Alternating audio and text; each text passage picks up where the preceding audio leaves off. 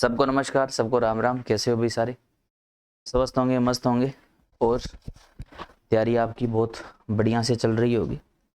और एजीटीए के विद्यार्थी है, उनका एग्ज़ाम पूरा विश्वास है आपका बहुत अच्छा एग्ज़ाम गया होगा। और 2-3 दिन का रेस्ट भी आपका हो गया। अब वापस नेक्स्ट टारगेट आपको मिल गया होगा। शुगर केन है या पशुधन प्रसाद अधिकारी वैकेंसी है आपके एग्रीकल्चर डिपार्टमेंट के अंदर, तो वैकेंसीज आपके पास उपलब्ध है। तैयारी आपकी की हुई है, ज़्यादा गैप मत दीजिएगा। बस 2-4 दिन का रेस्ट हो गया, अब वापिस से जुड़ जाओ। चाहे आपका कितना मर्जी स्कोर हो रहा हो, है ना, कितना अच्छा स्कोर हो रहा हो, चाहे कैसा भी हो रहा हो, लेकिन 2-4 दिन के रेस्ट है, उसके बाद वापिस से तैयारी अपनी शुरू कर दो। इसके अलावा यूपी के अंदर और बहुत सारी वैकेंसीज है, आ रखी है और कुछ आने वाली है, तो बहुत सुनहरे आपके पास में मौके हैं, अवसर है। और उत्तर प्रदेश वाले विद्यार्थियों ने क्या सोचा था कि उत्तर प्रदेश की जियोग्राफी ठंडे वस्ते में चली गई। एजीटीए वालों से पूछो, जियोग्राफी ठंडे वस्ते में है या पूरी करंट में है ना, फुल करंट के अंदर है।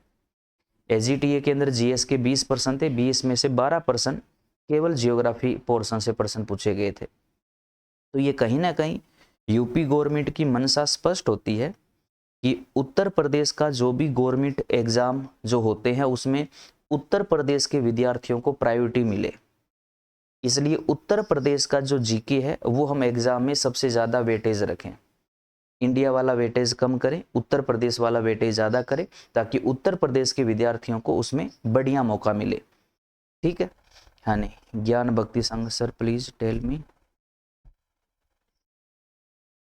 TGT agriculture. हाँ जी, तो उसके लिए देखो अपने उत्तर प्रदेश जियोग्राफी और अर्थव्यवस्था की जो बुक है ये एजीटीए एग्जाम से पहले लॉन्च हुई थी और थोड़ा बहुत आपको इसके बारे में बताया भी था। ज़्यादा इसकी एडवर्टाइजमेंट हम नहीं कर पाए थे, लेकिन विद्यार्थियों ने, जो ऑनलाइन बैच के विद्यार्थी थे और बाकी हमारे टच में जो विद्यार्थी थे, उन्होंने इस बुक के प्रति अपना बहुत विश्वास दिखाया था और पढ़ने के बाद में रिव्यू भी बड़े शानदार आए थे।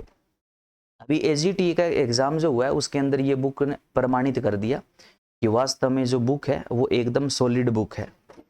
12 में से 11 जो प्रश्न है इस पुस्तक में से बिल्कुल डायरेक्ट पूछे गए थे।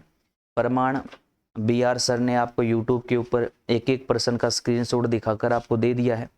तो अगर आप भी इसको घर बैठे बुक को मंगवाना चाहते हो तो एग्रीकल्चर ऑनलाइन जो अपनी एप्लीकेशन है उसको डाउनलोड करके वहां से आप इसको घर बैठे ऑनलाइन ऑर्डर कर सकते हो। एक बार इस पुस्तक को जरूर देखिएगा। यूपीजीएस का जो जियोग्राफी और इको वाला जो पार्ट है वो आपका कवर हो जाएगा। उसके बाद इसका सेकंड पार्ट भी हम जल्दी लॉन्च करेंगे, जिसमें उत्तर प्रदेश की हिस्ट्री और कल्चर वाला जो पोर्शन है वो आपको प्रोवाइड करवाएंगे। ठीक है, तो ये पहला पार्ट है जिसमें जियोग्राफी और अर्थव्यवस्था का जो पैटर्न है वो बड़े सिस्टमेटिक ढंग से लिखा हुआ है। आप इस पुस्तक को एक बार जरूर पढ़िएगा भाई। ठीक है, चलो आज से हम यूपीजीएस की एक सीरीज शुरू करने जा रहे हैं, जिसमें जीके के प्लस इसमें करंट जीके के भी पर्सन में ऐड करके रखूंगा।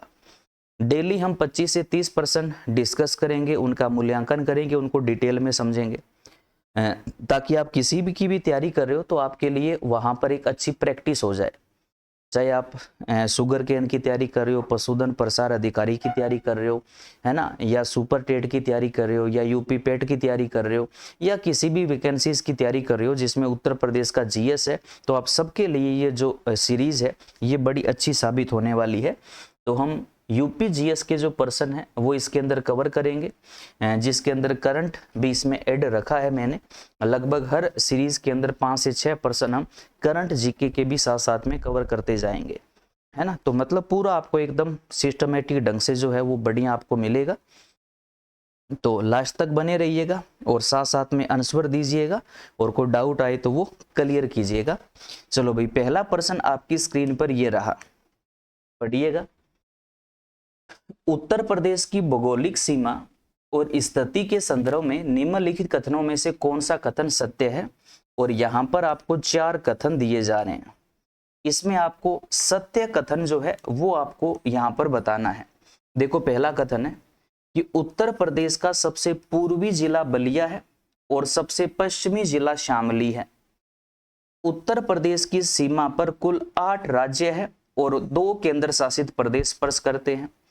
उत्तर प्रदेश का सबसे उत्तरी जिला सहारनपुर है, केवल हिमाचल प्रदेश के साथ अपनी सीमा साझा करता है और क्षेत्रफल की दृष्टि से उत्तर प्रदेश का देश में तीसरा स्थान है। तो कौन सा स्टेटमेंट यहां पर बिल्कुल ट्रू है ये बताइएगा भाई। हाँ, इसमें हिस्ट्री कल्चर नहीं है, इसका सेकंड पार्ट आएगा अनिल जी, उसका सेकंड पार्ट आएगा जीएस का, उसके अंदर आपका हो जाएगा। बिल्कुल बिल्कुल, जीरो लेवल से भी अगर मान लो आपका जीएस नहीं भी पढ़ा हुआ है ना, तो भी ये बुक आपका जीएस कवर कराएगी। इसको लिखा भी इस प्रकार से हुआ है।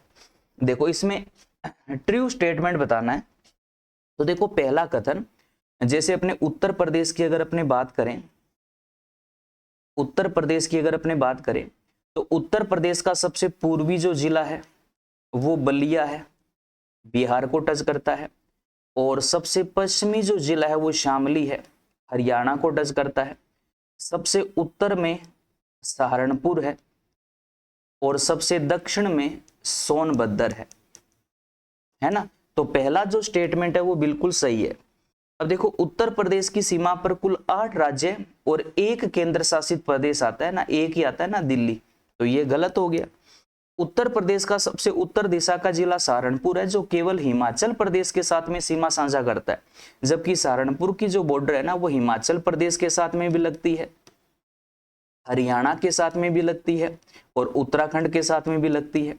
तो ये केवल हरियाणा को टच नहीं करता, ये 3 राज्यों को टच करता है, तो ये भी गलत हो गया।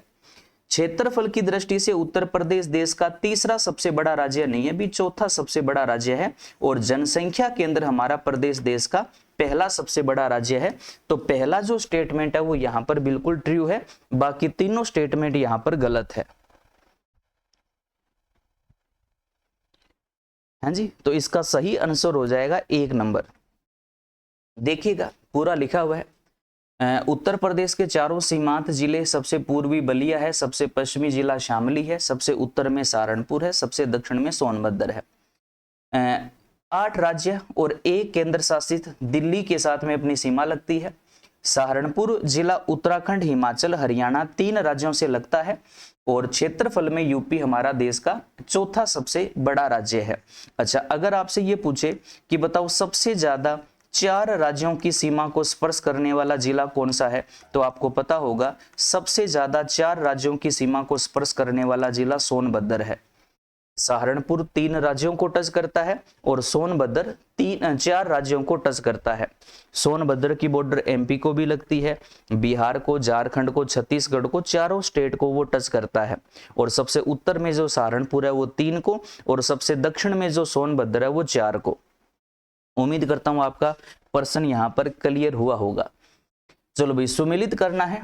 उत्तर प्रदेश का जिला दिया हुआ है और सामने वो किस पड़ोसी राज्य को टच करता है ये बताना है। देखो आपको पता है कि सोनभद्र सबसे दक्षिणतम साइड में है ना।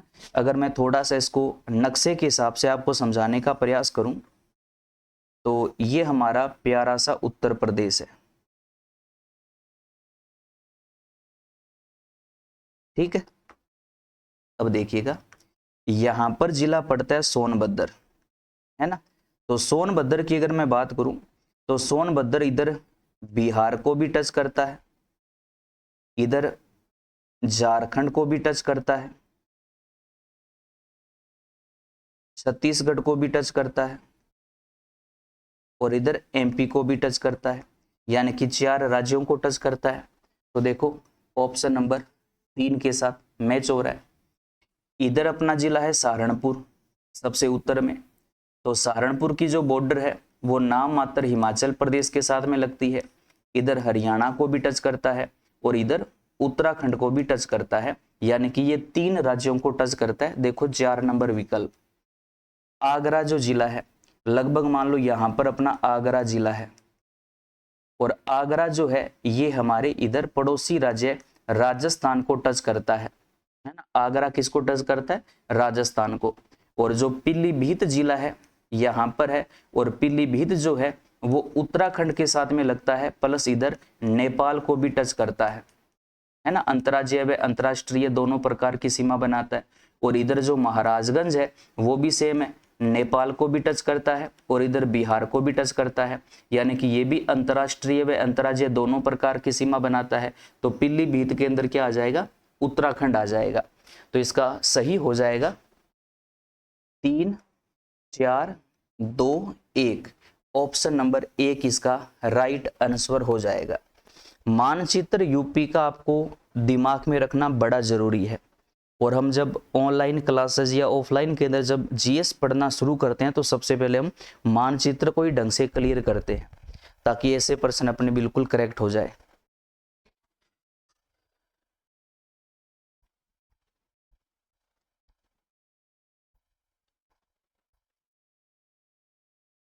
सब होगा हैंगओवर जी, टेंशन मत लो।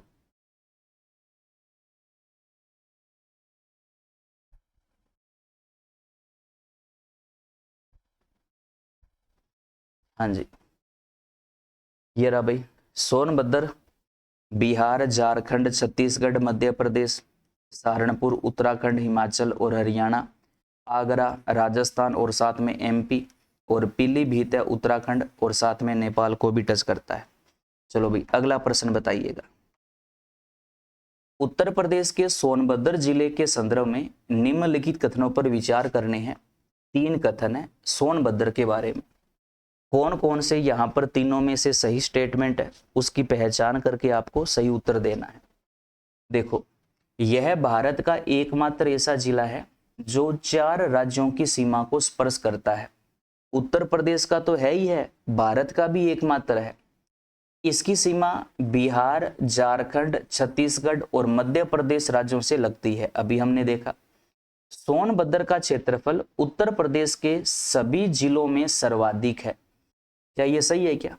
हमारा क्योंकि उत्तर प्रदेश का सबसे बड़ा जो क्षेत्रफल में जिला है वो लखीमपुर खीरी है ना, सोनभद्र नहीं है। तो तीसरा जो स्टेटमेंट है वो गलत है, क्योंकि उत्तर प्रदेश का क्षेत्रफल की दृष्टि से सबसे बड़ा जिला कौन सा है? लखीमपुर खीरी है, सोनभद्र नहीं है। तो यहाँ पर केवल 1 और 2 नंबर स्टेटमेंट जो है वो बिल्कुल ट्रू है। और ये वो बुक है अभी जियोग्राफी की, एक बार आप इसको जरूर मंगवा कर पढ़िएगा। AGTA वाले स्टूडेंट्स इसका प्रमाण है। 12 में से 11% डायरेक्ट पुस्तक में से पूछे गए थे। ऑनलाइन एग्रीकल्चर जो एप्लीकेशन है वहाँ से आप इसको घर बैठे ऑनलाइन ऑर्डर करके मंगवा सकते हो।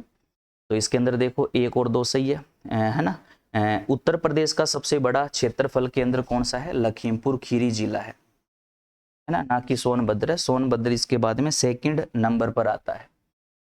चलो भाई, अब देखो कथन और कारण वाला प्रश्न, जो सबसे लेटेस्ट पैटर्न है, सबसे अच्छा पैटर्न है, और ये पैटर्न वो है जो आने वाले दिनों में आपको लगभग हर एग्जाम के अंदर मिलेगा। अब देखो, जब ऑप्शन कर्ता वाले आ जाए ना, तो देखो एक सिंपल तरीका बता रहा हूं। पहले तो ये चीज पता करो कि दोनों में जो स्टेटमेंट लिखे हैं वो सही है या गलत है। अब मान लो दोनों के स्टेटमेंट आपको लगता है कि सही है, अब हमें ये देखना है कि वो व्याख्या करता है कि नहीं करता, यही तो देखना है। तो कथन जब पढ़ो तो कथन पढ़ने के बाद में उसके आगे क्यों मेंशन करो, ठीक है। और जब कारण पढ़ो तो कारण को क्योंकि बोलकर पढ़ना शुरू करो, तो आपको अपने आप पता चलेगा कि उस क्यों का उत्तर अगर इसमें क्योंकि में आ रहा है तो समझ आना व्याख्या करता है, वरना व्याख्या नहीं करता। चलो अभी अपने पढ़ते हैं। देखो, कथन ये है कि उत्तर प्रदेश के लखीमपुर खीरी जिले की सीमा अंतर्राष्ट्रीय स्तर पर नेपाल देश को स्पर्श करती है। बिल्कुल सही बात है। क्यों करती है? तो क्योंकि ये लिखता है कि उत्तर प्रदेश के कुल 7 उत्तरी जिले नेपाल के साथ में लगभग 579 किलोमीटर लंबी अंतर्राष्ट्रीय सीमा साझा करते हैं। जब उत्तर प्रदेश के कुल 7 उत्तरी जिले नेपाल के साथ में अपनी सीमा साझा करते हैं तो इन 7 में ही तो लखीमपुर खीरी आता है। इसीलिए तो खीरी की सीमा नेपाल को टच करती है, क्योंकि ये भी तो हमारे उत्तर प्रदेश का उत्तरी सीमा पर स्थित जिला है ना। तो इसका मतलब क्या हुआ? इसका मतलब ये हुआ कि ये इसकी व्याख्या कर रहा है ना। मैंने सिंपल तरीका बताया, कथन पढ़ो, कथन के बाद में क्यों बोलो कि लखीमपुर खीरी नेपाल के साथ में अपनी बॉर्डर शेयर क्यों करता है। तो इसका ये रीजन ये लिख रहा है कि उत्तर प्रदेश के उत्तरी दिशा पर 7 जिले जो स्थित है वो नेपाल को टच करते हैं, और उन 7 में हमारा खीरी आता है। तो इसीलिए तो खीरी की बॉर्डर नेपाल को टच कर रही है। और उत्तर प्रदेश की जो अंतर्राष्ट्रीय बॉर्डर उसका लंबाई है 579 किलोमीटर, जिस पर हमारे 7 डिस्ट्रिक्ट आते हैं, जिसमें पीलीभीत और महाराजगंज, जिसमें पीलीभीत और महाराजगंज ये हमारे प्रदेश के 2 ऐसे जिले हैं जो अंतर्राष्ट्रीय के साथ साथ अंतर्राज्यीय सीमा भी बनाते हैं, मतलब ये दोनों प्रकार के बॉर्डर को शेयर करते हैं। जैसे आपको पता होगा कि जो पीलीभीत जिला है ये नेपाल के साथ में अंतर्राष्ट्रीय सीमा बनाता है, लेकिन साथ साथ उत्तराखंड के साथ अंतर्राज्यीय सीमा बनाता है। महाराजगंज नेपाल के साथ में अंतर्राष्ट्रीय सीमा बनाता है, लेकिन साथ साथ बिहार के साथ में ये अंतर्राज्यीय सीमा भी बनाता है।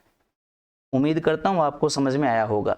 चलो भाई अगला प्रश्न बताइएगा, इसका उत्तर तो आप बता दो फटाफट पढ़कर, क्या होगा इसका राइट आंसर।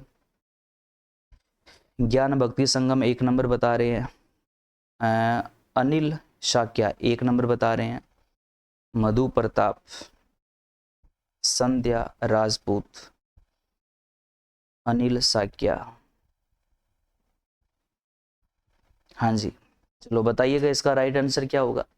देखो, मध्य प्रदेश राज्य उत्तर प्रदेश के साथ में सर्वाधिक 11 जिलों को स्पर्श करता है। ठीक है, क्योंकि सबसे ज्यादा जो जिले हैं वो एमपी को ही लगते हैं, 11 जिले लगते हैं, और हमारे साथ में जो सबसे लंबी अंतर्राज्यीय बॉर्डर है वो भी तो एमपी के साथ ही लगती है। तो निम्नलिखित में से उत्तर प्रदेश का कौन सा जिला है जो मध्य प्रदेश की सीमा को स्पर्श नहीं करता, ये बताना है कि कौन सा जिला है जो मध्य प्रदेश की सीमा को स्पर्श नहीं करता। अब देखो, एमपी की सीमा आपको पता है ना कि अपने सोनभद्र से शुरू हो जाती है, और लगभग ये बुंदेलखंड और बघेलखंड वाला एरिया जो है ये पूरा होता हुआ, और लास्ट के अंदर अपने मथुरा तक, आगरा तक जो एरिया है वो सारा एमपी को टच करता है। 11 जिले एमपी की बॉर्डर पर आते हैं। तो भाई इसमें इटावा भी आता है, जालौन भी आता है, महोबा भी आता है ना। अलीगढ़ इसके अंदर नहीं आता।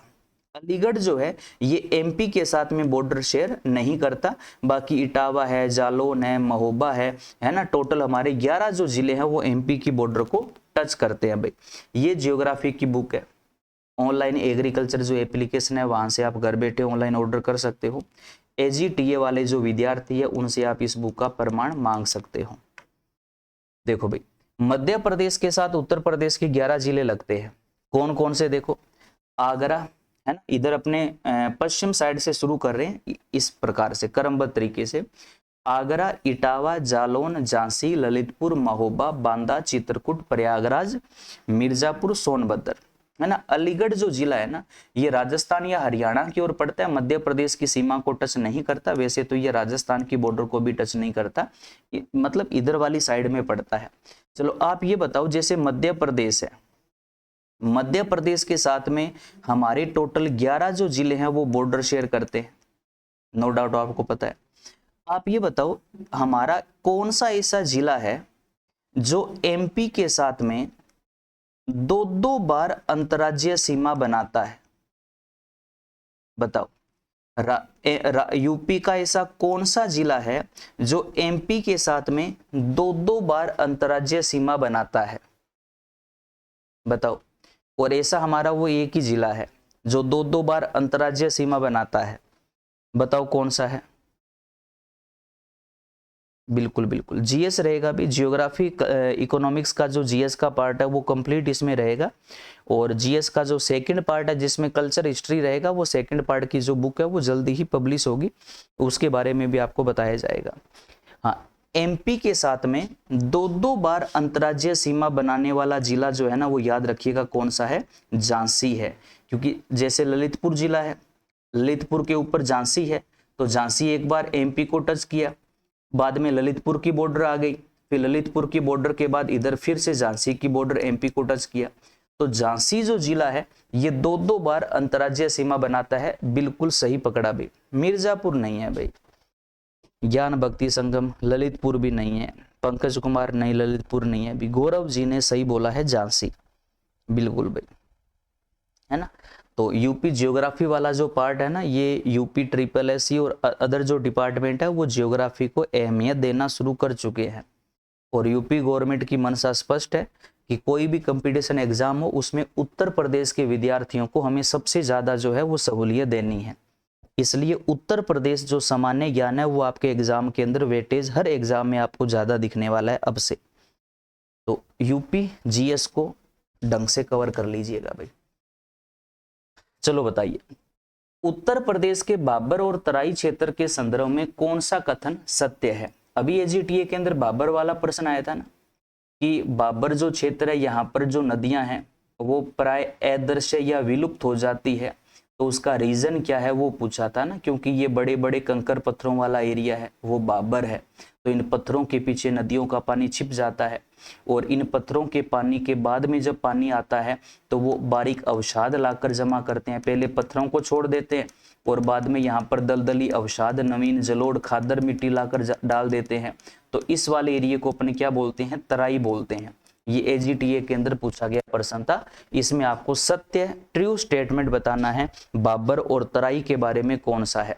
जल्दी से चारों स्टेटमेंट पढ़िए और इसका राइट आंसर क्या रहने वाला है वो इसका आंसर कमेंट करके फटाफट इसका उत्तर बताइए भाई, क्या रहने वाला है बताइए भाई। देखो पहला स्टेटमेंट ये है कि बाबर क्षेत्र में नदियां धरातल पर बहती है तथा यह क्षेत्र धान और गन्ने की खेती के लिए सर्वाधिक उपजाऊ है। बिल्कुल गलत है। बाबर में नदियां धरातल पर बहती नहीं है, यहां पर तो अदृश्य हो जाती है। तराई क्षेत्र बाबर के दक्षिण में स्थित है, बाबर के नीचे तराई दक्षिण में है।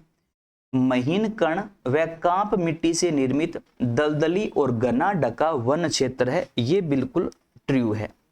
बाबर क्षेत्र का निर्माण महीन जलोढ़ मिट्टी से हुआ है, बिल्कुल जी गलत है। पत्थरों से हुआ है, कंकर पत्थरों से हुआ है। तराई क्षेत्र में जल की निकासी बहुत तीव्र होती है जिसमें यहाँ नमी नहीं रुकती, बिल्कुल नहीं जी, यहाँ पर जल की निकासी बहुत धीरे होती है और नदियों के पानी में जो बारीक अवसाद है वो यहाँ पर जम जाते हैं और यहाँ पर नमी सबसे ज्यादा होती है, इसीलिए तो ये वनों के अंदर सबसे संपन्न बेल्ट माना जाता है। तो यहाँ पर 2 नंबर स्टेटमेंट जो है वो बिल्कुल ट्रू है, बाकी तीनों स्टेटमेंट यहाँ पर गलत है बाबर और तराई के बारे में। देखो बाबर क्षेत्र जो है वो शिवालिक के पदीय क्षेत्र में कंकर पत्थरों से बना होता है जहां नदियां विलुप्त हो जाती है, यही पूछा गया था, और खेती संभव नहीं है। इसके ठीक नीचे तराई क्षेत्र पाया जाता है जहां विलुप्त नदियां पुण्य धरातल पर आ जाती है और दलदली नम भूमि का निर्माण करती है जो गन्ने और धान के लिए फेमस है। और ये हमारे उत्तर प्रदेश का वन संपदा में सबसे संपन्न भौतिक प्रदेश भी माना जाता है, जो तराई वाला बेल्ट है ना। जैसे अपन क्लासों के अंदर इसको बड़े अच्छे से पढ़ते हैं। देखो जो बाबर है ना, इसको गिरिपद क्षेत्र भी कहा जाता है। गिरिपद क्यों? क्योंकि गिरी का मतलब क्या होता है? गिरी का मतलब पर्वत होता है और पद का मतलब क्या होता है? पैर होते हैं। तो ऊपर शिवालिक पर्वत है और शिवालिक पर्वत के ठीक पैरों में बाबर है, तो इसलिए इसको गिरिपद बोलते हैं क्योंकि ये शिवालिक पर्वत के ठीक नीचे पड़ता है, तो ये पदीय क्षेत्र में आता है। और किस गिरी के? शिवालिक गिरी के पदीय क्षेत्र में आता है, तो ये एक प्रकार का गिरिपद क्षेत्र माना जाता है।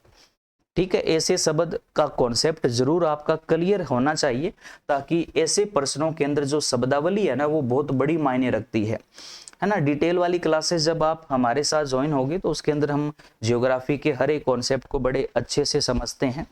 जो विद्यार्थी ऑनलाइन जो पढ़े हैं उनको अच्छे से पता होगा। चलो सुमेलित करना है भाई। भौतिक भाग है और उसकी मुख्य विशेषता या मिट्टियां दी हुई है, बताइएगा भाई। देखो बाबर तो वो होता है जो बड़े बड़े कंकर पत्थरों से बना होता है जहां पर नदियां अदृश्य या विलुप्त हो जाती है, 2 नंबर स्टेटमेंट। तराई वो है जो दलदली बारीक अवसादों से बना हुआ है, बहुत ज्यादा नमी पाई जाती है और आपको याद होगा थारू जनजाति यहीं पर रहती है।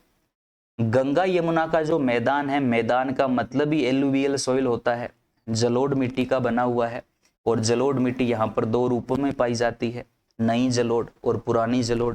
नई जलोढ़ को खादर और पुरानी जलोढ़ को बांगर बोलते हैं। दक्षिण का जो पठारी भाग है जिसके 2 हिस्से हैं, याद है क्या? एक तो बुंदेलखंड का पठार है और एक बघेलखंड का पठार है। बघेलखंड का पठार है और ये अपने वाला जो पठार है ना, ये याद रखना, ये दक्कन के लावा पठारी प्रदेश का उत्तरी विस्तार है।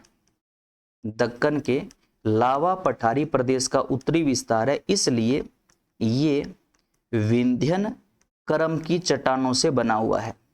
विंध्यन करम की चट्टानों से बना हुआ है, और विंध्यन करम की जो चट्टानें हैं वो नीस और ग्रेनाइट शेलों से बनी हुई है, इसलिए हमारा पठार भी इसी का बना हुआ माना जाएगा।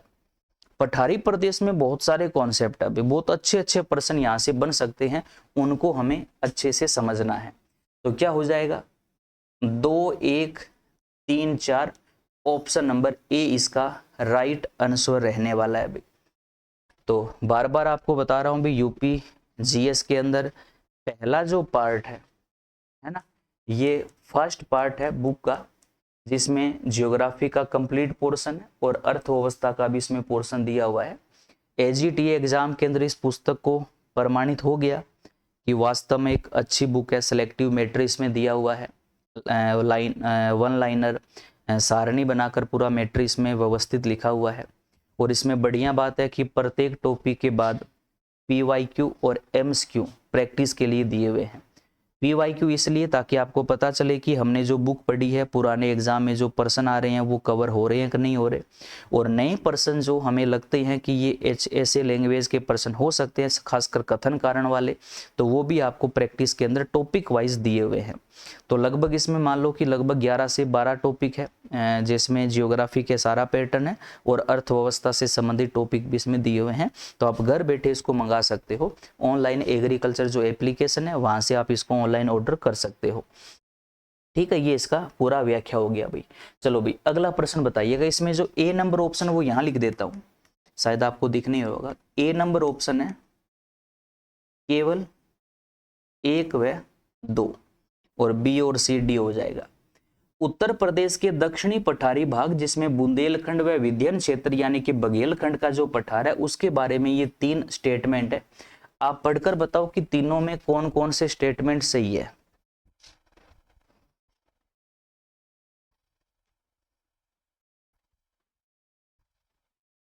क्या बताना है भाई शुभम जी, पूछिएगा।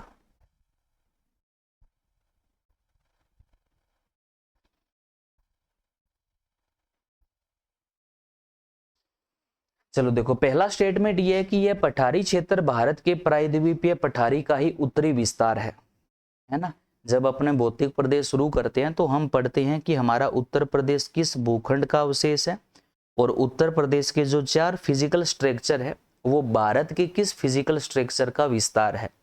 जैसे अपना गंगा यमुना का मैदान है, ये उत्तर भारत के विशाल मैदान का हिस्सा है। बाबर और तराई क्षेत्र ये उत्तरी पर्वतीय मैदान का हिस्सा है, और हमारा जो पठार है वो भारत के प्रायद्वीपीय पठारी प्रदेश का हिस्सा है। इसका मतलब ये स्टेटमेंट सही है।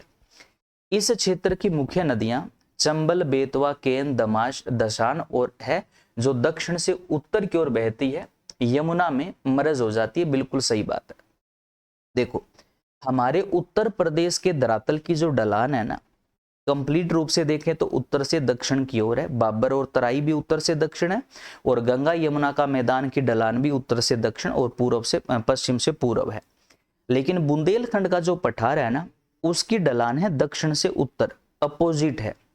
इसलिए यहाँ की जितनी भी नदियां हैं वो लगभग दक्षिण से उत्तर में आते, यमुना और गंगा में मरज होती है।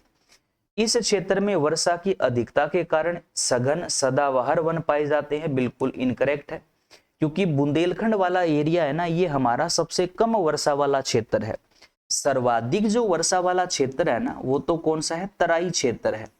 कौन सा है, तराई क्षेत्र है। बुंदेलखंड वाला जो क्षेत्र है ये सबसे कम वर्षा वाला क्षेत्र है। तो तीसरा स्टेटमेंट यहाँ पर गलत है। तो यहाँ पर सही केवल 1 और 2 नंबर स्टेटमेंट है। गलत क्यों है उसका रीजन मैंने आपको बता दिया। कट ऑफ का एक बार नहीं कह सकते भी, कट ऑफ का ना एक बार थोड़ा सा आप वेट करो, क्योंकि जब एग्जाम हुआ था तो उस दिन तक शाम तक आपको भी पता है कि कट ऑफ का आंकड़ा बहुत हाई था। अगले दिन थोड़ा सा लो हुआ, अगले दिन थोड़े एक आधा नंबर और लो हुआ, क्योंकि विद्यार्थी जैसे जैसे अपने आंसर की मैच करेंगे और जब विभाग की आंसर की आ गई है उसको मैच करेंगे, तो हकीकत में जो पहले दिन का, जैसे मान लो पहले दिन आपके मान लो 70% सही हो रहे थे, एग्जाम हॉल से बाहर निकलते, क्योंकि एग्जाम हॉल से जब बाहर निकलते हैं तो हमें लगता है कि हमने जो कर रखे हैं वो सारे ही सही है, तो उस हिसाब से वो कुछ कट ऑफ, नो डाउट बहुत सारे सोशल मीडिया पर आपको बताया होगा, लेकिन 3-4 दिन के बाद है ना उसके अंदर बहुत गिरावट आ जाती है।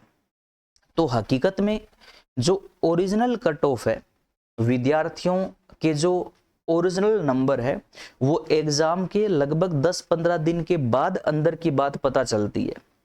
हकीकत जो नंबर होता है उस आधार पर अगर कट ऑफ का एक मोटा मोटा आंकलन किया जाए, मूल्यांकन किया जाए, तो मेन जो कट ऑफ आती है ना वो लगभग उसके इर्द गिर्द हो सकती है।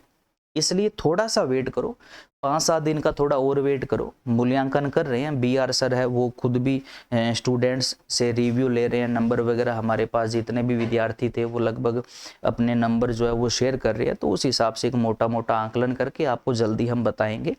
अभी फिलहाल कट ऑफ बताना जल्दबाजी होगा, है ना, इतनी बात तो आप भी समझते ही हो। ठीक है, तो केवल 1 व 2 सही है, क्योंकि तीसरा स्टेटमेंट गलत है, क्योंकि यहाँ पर शुष्क पर्णपाती वन पाए जाते हैं, क्योंकि ये सबसे कम वर्षा वाला एरिया है। ये GS की बुक है, आप जरूर इसको एक बार देखिएगा।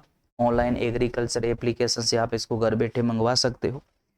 चलो भी अगला प्रश्न, उत्तर प्रदेश का जो पश्चिमी क्षेत्र है, खासकर अपने राजस्थान का सीमावर्ती एरिया, आगरा, इटावा, मथुरा के आसपास वाला, यमुना और चंबल नदियों के तटीय क्षेत्रों में गहरे खड्डे तथा बीहड़ों का निर्माण होता है, तो ये किस प्रकार के अपर्दन का परिणाम है?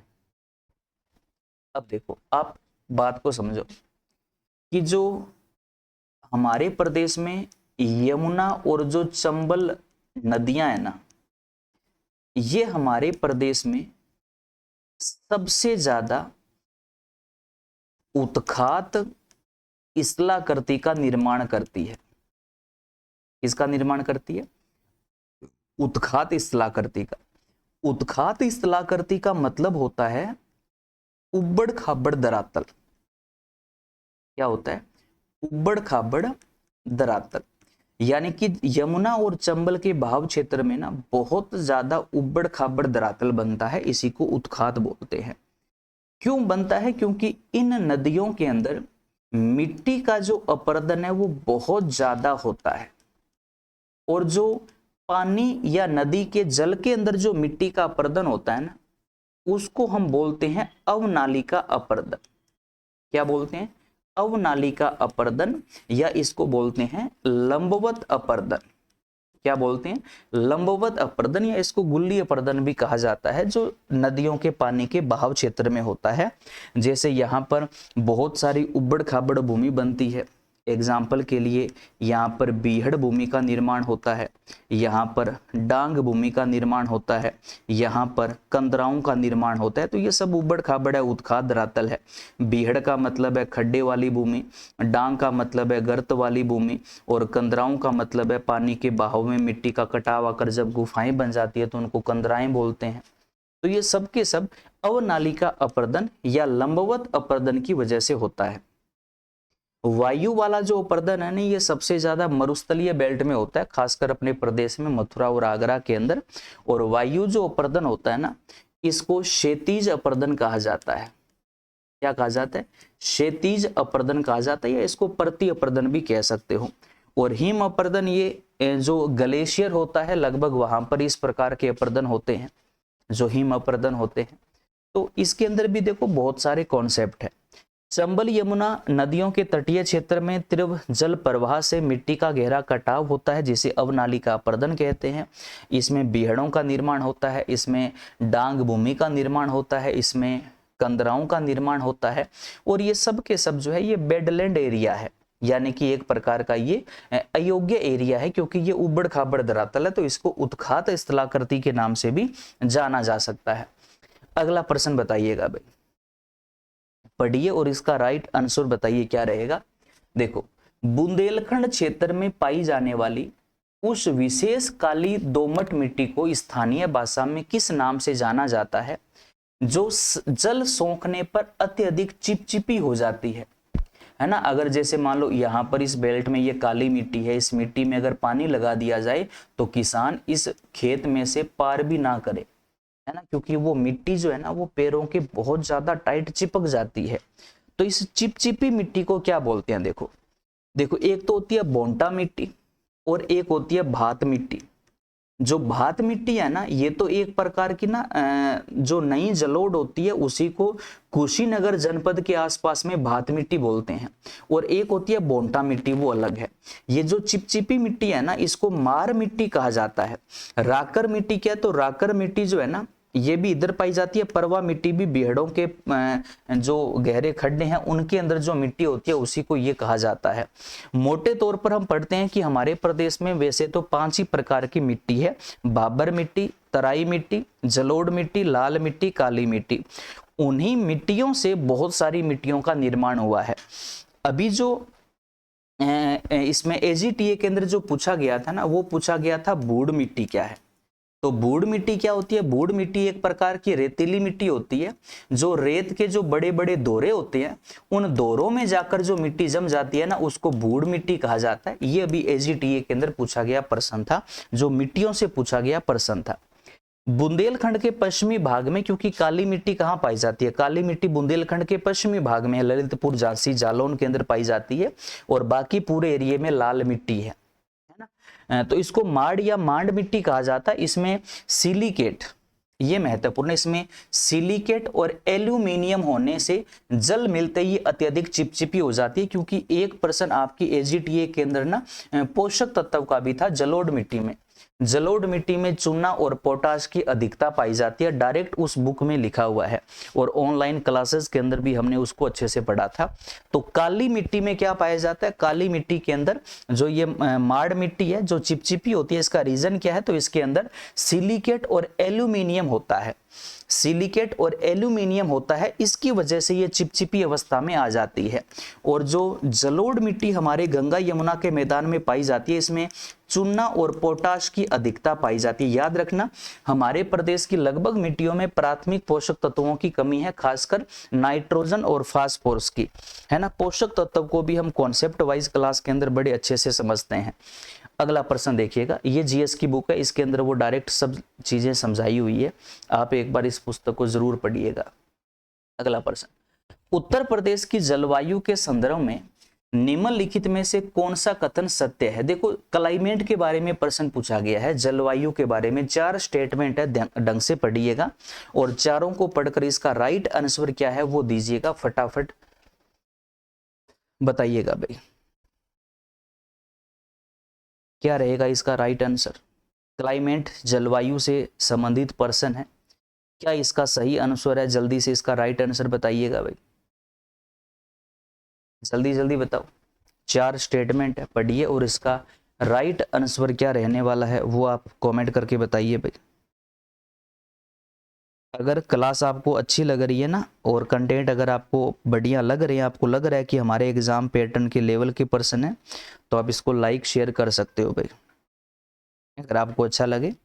और अगर बहुत अच्छा लगे तो क्लास जब अपनी पूरी हो जाए तो मेन कमेंट बॉक्स में थोड़े बढ़िया बढ़िया कमेंट भी डाल देना, ताकि थोड़ा सा हमें भी एक अच्छा फील हो।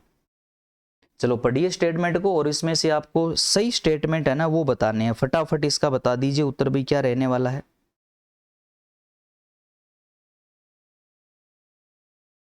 सबसे पहले आया अनिल साक्या जी, बी नंबर ऑप्शन बता रहे हैं सही, कि बी नंबर सही होगा।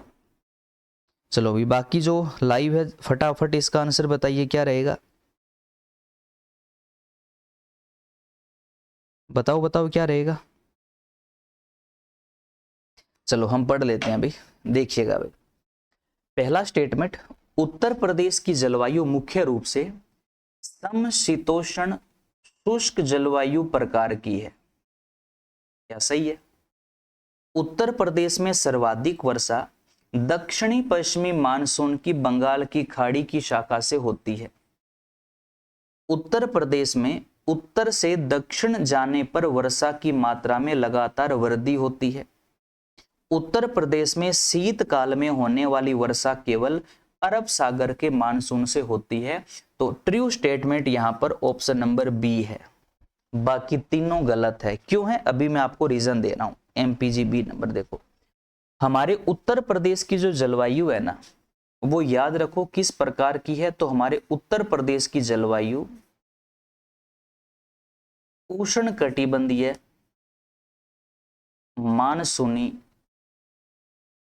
जलवायु है। क्यों है, रीजन है पूरे देश की जलवायु इस प्रकार की है, इसलिए हमारे प्रदेश की जलवायु भी ये मानी जाती है। ये ना है ऑप्शन में तो क्या होगा, तो ये होगा कि हमारे पूरे उत्तर प्रदेश की जलवायु जो है ना, वो प्रायद्वीपीय प्रकार की जलवायु है। क्यों है, इसका भी रीजन है, क्योंकि हमारे उत्तर प्रदेश पर किसी भी समुद्र का प्रत्यक्ष प्रभाव नहीं पड़ता।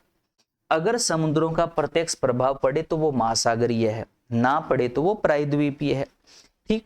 तीसरा, हमारा जो पूरा उत्तर प्रदेश है ये उपोष्ण कटिबंध प्रकार की जलवायु में स्थित है। क्यों, क्योंकि ये अक्षांशीय विस्तार के कारण इस प्रकार का होता है। 4 कटिबंध होते हैं, उष्ण कटिबंध, उपोष्ण कटिबंध, शीतोष्ण कटिबंध, शीत कटिबंध। तो अक्षांशीय विस्तार की वजह से हमारा प्रदेश उपोष्ण कटिबंध में आता है। तो ये 3 प्रकार की क्लाइमेट जोन है जिसमें हमारा उत्तर प्रदेश आता है। ऑप्शन के हिसाब से हमें चुनाव करना होता है, तीनों का रीजन सबका अलग अलग है। उत्तर प्रदेश में उत्तर से दक्षिण की ओर जाने पर वर्षा की मात्रा में कमी आती है भाई, क्योंकि बुंदेलखंड में कम बारिश होती है और ऊपर तराई में ज्यादा बारिश होती है। तो ज्यादा से कम उत्तर से दक्षिण में कमी आएगी, वृद्धि नहीं होती। उत्तर प्रदेश में शीतकाल में होने वाली जो वर्षा होती है ना, ये वर्षा होती है भूमध्य सागरीय मानसून से, अरब सागर से नहीं होती। और भूमध्य सागरीय मानसून की जो शाखा आती है उसका नाम होता है पश्चिमी विक्षोभ शाखा। पश्चिमी विक्षोभ शाखा आती है, इसी से मावट होती है, जिसकी उत्पत्ति कैस्पियन महासागर से होती है। और उत्पत्ति का रीजन भी हम पढ़ते हैं शीतोष्ण कटिबंध चक्रवात, जिसे इसकी उत्पत्ति होती है। तो बाकी तीनों स्टेटमेंट गलत है, गलत की रीजन मैंने आपको बता दिए है ना। ये सारा लिखा हुआ है, देखो उष्ण कटिबंधीय मानसूनी जलवायु है। चलो भाई सुमेलित करो, बताओ इसका राइट आंसर क्या होगा फटाफट। इसका उत्तर तो आप बता दोगे, मुझे पक्का विश्वास है, क्योंकि ये तो आपके बाएं हाथ का खेल है ना। ये तो उम्मीद है आप सब इतना तो हमारे प्यारे प्रदेश के बारे में आप जानते हो।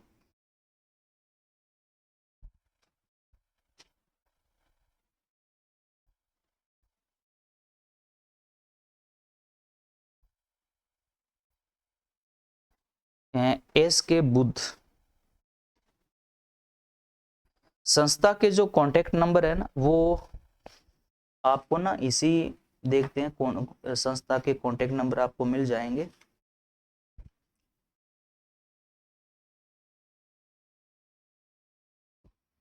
हाँ, संस्था के कांटेक्ट नंबर है 9511593126।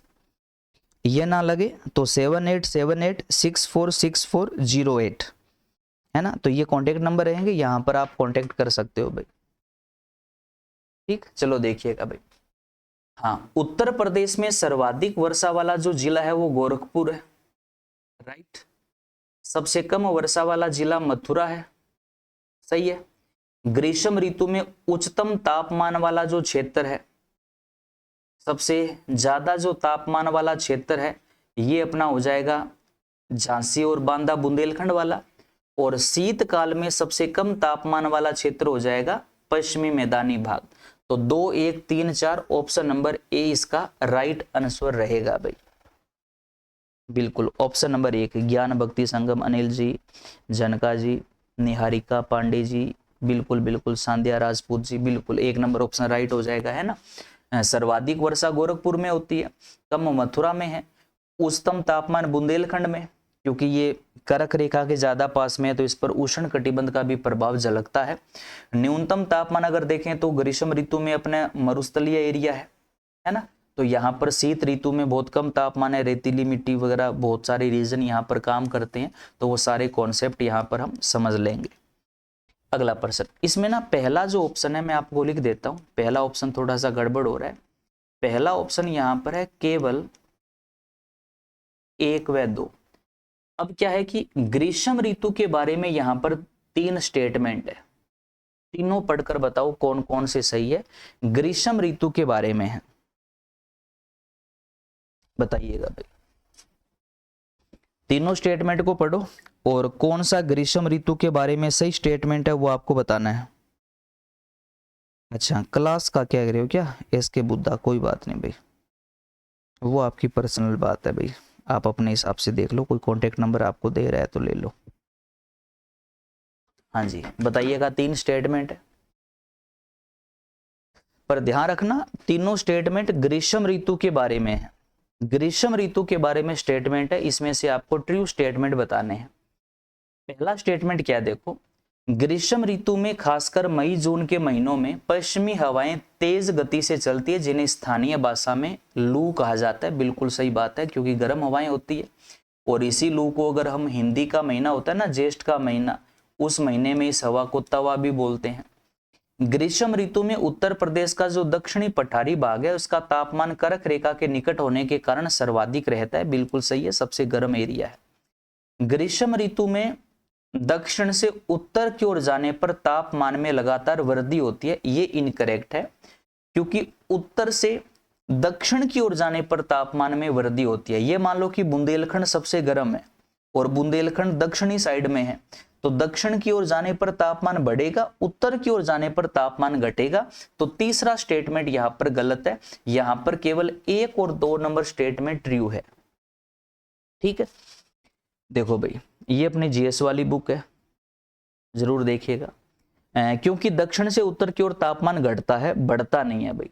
चलो अगला प्रश्न बताइएगा। पहला ऑप्शन है ए और आर दोनों सही है, आर ए की सही व्याख्या करता है। मैंने ये कहा कि पहले ये देखो कि दोनों सही है कि नहीं है, अगर सही है तो आप इसके बाद में क्यों लगा दो और कारण को क्योंकि बोलकर पढ़ना शुरू कर दो। अब आप पढ़कर थोड़ा सा मुझे बताना कि ये व्याख्या करता है कि नहीं करता, तो ताकि थोड़ा समझ आए कि आप बात को ढंग से समझ पाए हो कि नहीं समझ पाए हो। चलो बताइएगा, इसको पढ़कर बताइए कि ये इसकी व्याख्या करता है कि नहीं करता।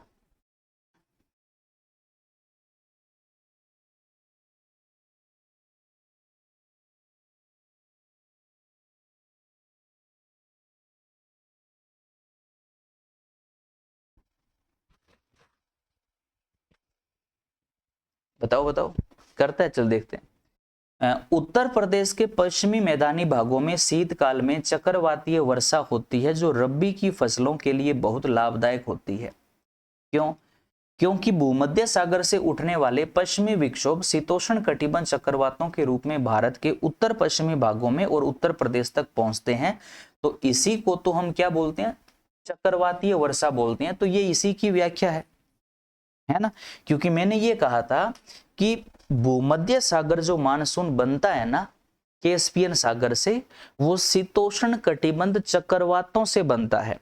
तो शीतकालीन वर्षा एक प्रकार की चक्रवातीय वर्षा है, जिसकी जो शाखा आती है वो पश्चिमी विक्षोभ शाखा आती है, जो हमारे पूरे भारत का जो थार का डेजर्ट है, मतलब उत्तरी पश्चिमी एरिया है, इस पूरे एरिया के अंदर वो मावट करती है, जो रबी की फसल के लिए बहुत ज्यादा बेनिफिट है, यानी कि लाभ प्राप्त होता है।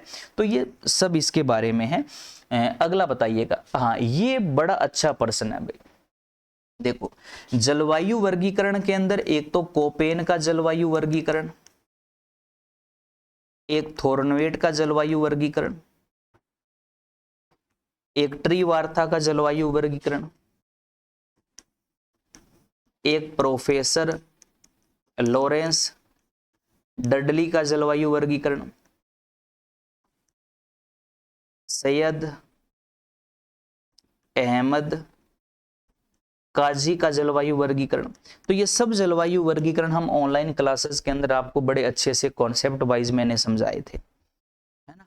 तो ये कोपेन का है, और कोपेन के अंदर उत्तर प्रदेश के अधिकांश भाग को किस प्रकार की जलवायु में रखा गया है। तो आप ये सब जानते हो कि हमारे उत्तर प्रदेश की लगभग जो जलवायु है ना, वो कोपेन ने CWG मानी थी, इसमें कोई डाउट नहीं है। और दक्षिणी जो भाग है वो थोड़ा बहुत AW में था, लेकिन ये ना के बराबर था। लगभग हमारा जो उत्तर प्रदेश आता है वो किस में आता है, CWG में आता है, शुष्क शीत वाली मानसूनी जलवायु में आता है। है ना, ये अलग अलग कोपेन के सिंबल थे, लेकिन कोपेन ने हमारे उत्तर प्रदेश की जलवायु को क्या माना था, CWG माना था। जो BSH है ना, ये ट्री वार्ता का कोड है। कोपेन का जो कोड है ना वो BSHW है। AW कोपेन का भी है और ये ट्री वार्ता का भी है ना। डिटेल के अंदर हम इस क्लासों को बड़े अच्छे, आप ये मानकर चलना कि हमारा जो उत्तर प्रदेश है ना, ये मोस्टली CWG में आता है, AW का प्रभाव नहीं है। अगर मान लो ऑप्शन ही ऐसा आ जाए तो आप AW का प्रभाव है ना थोड़ा बहुत बुंदेलखंड के आसपास बता सकते हो, लेकिन लगभग हमारा यूपी CWG जलवायु में ही आता है, कोपेन के वर्गीकरण के अंदर। ठीक है, ये मानकर चलना भाई। चलो भाई, लास्ट ये अपनी GS की पहला पार्ट है, जियोग्राफी अर्थव्यवस्था। AGTA एग्जाम के अंदर प्रमाणित हुआ, 12 में से 11 प्रश्न बुक में से डायरेक्ट पूछे गए। प्रूफ इसी चैनल के ऊपर BR सर का एक वीडियो बनाया हुआ है, क्लास ली हुई है, उसमें प्रूफ दिया हुआ है, वहां से आप देख सकते हो। तो आप किसी भी एग्जाम की अगर तैयारी कर रहे हो जिसमें यूपी GS है, तो उसके लिए ये बुक आपके लिए रामबाण साबित होगी। ज़्यादा कॉस्टली भी नहीं है, नामात्र का चार्ज है। ऑनलाइन एग्रीकल्चर जो एप्लीकेशन है उसको डाउनलोड करके वहाँ से आप एक बार इस पुस्तक को ज़रूर पढ़िएगा और अपना रिव्यू दीजिएगा। उसके रिव्यू के जस्ट बाद में फिर अगर आपको इसका पैटर्न पसंद आया तो हम इसका सेकंड पार्ट जिसमें कल्चर हिस्ट्री का पोर्शन होगा वो भी आपके लिए बिल्कुल हम जल्दी लेकर आएंगे। तो इस पुस्तक को आप एक बार ज़रूर देखिएगा। और ये वो पर्सन है जिसका जो आंसर है वो आपको मेन कमेंट बॉक्स में देना है, और जो इस प्रश्न का बहुत ही अच्छा उत्तर देगा, मतलब विद व्याख्या अगर इसको एक्सप्लेन करेगा, तो उस विद्यार्थी का जो नाम और कमेंट है वो अगली क्लास के अंदर सबके सामने शेयर किया जाएगा। तो इस प्रश्न का उत्तर आपको मेन कमेंट बॉक्स के अंदर देना है। जो भी आपके पास में डिटेल है, जितना आप जानते हो, प्रयास करना ईमानदारी से डिटेल को लिखने का। गूगल से, AI से कॉपी पेस्ट मत कीजिएगा। जितना आपको नॉलेज है उतना अच्छी अच्छी बातें लिखिएगा। और क्लास कैसी लगी इसका भी रिव्यू कमेंट में दीजिएगा। और अगर बहुत अच्छी लगी है तो आप शेयर, लाइक, सब्सक्राइब कर सकते हो, वो आपकी मर्जी है। तो अब डेली हमारी 9 बजे GS की जो क्लास है वो कंटिन्यू रहने वाली है। रोज सुबह 9 बजे आप लाइव उपस्थित होइएगा। हम यूपी कंप्लीट GS को जो है वो पूरा MCQ के माध्यम से कवर करेंगे। डेली हमारी ये क्लासेस कंटिन्यू रहेगी राइट 9 बजे AM पर। ठीक है, तो अगर अच्छी लगी हो तो लाइक शेयर बनता है, कर दीजिएगा। बाकी हमेशा जुड़े रहिएगा। और उत्तर प्रदेश में बहुत सारी वैकेंसीज आपके पास में है, बहुत अच्छा मौका है क्योंकि आगे चुनाव है। तो चुनाव से पहले पहले और भी बहुत सारी ढेरों भर्तियां और आएगी, तो गैप मत दीजिएगा। AGTA के विद्यार्थी है, बस रेस्ट 2-4 दिन का हो गया, अब कंटिन्यू आगे तैयारी आप शुरू कर दो क्योंकि सिलेबस पड़ा हुआ है, बस आपको रिवाइज करना है। जो बिल्कुल फ्रेशर है उनके पास भी बहुत अच्छा मौका है। ये मान लो चुनाव का साल घोषित है तो बहुत सारी भर्तियां आपके लिए आएगी इस साल, नहीं तो फिर कभी नहीं, ये मानकर चलना, बहुत भर्तियां आएगी। अब की बार हमें इस साल गवर्नमेंट जॉब में सिलेक्शन करवाना है, यही हमारा संकल्प, यही हमारा उद्देश्य होना चाहिए। ठीक है, सबका धन्यवाद। मिलते हैं नेक्स्ट क्लास के अंदर कल 9 बजे GS पार्ट 2 सेकंड क्लास के साथ। तब तक के लिए सबका धन्यवाद लाइव उपस्थित होने के लिए। जय हिंद, जय भारत, जय सिया राम, राधे राधे।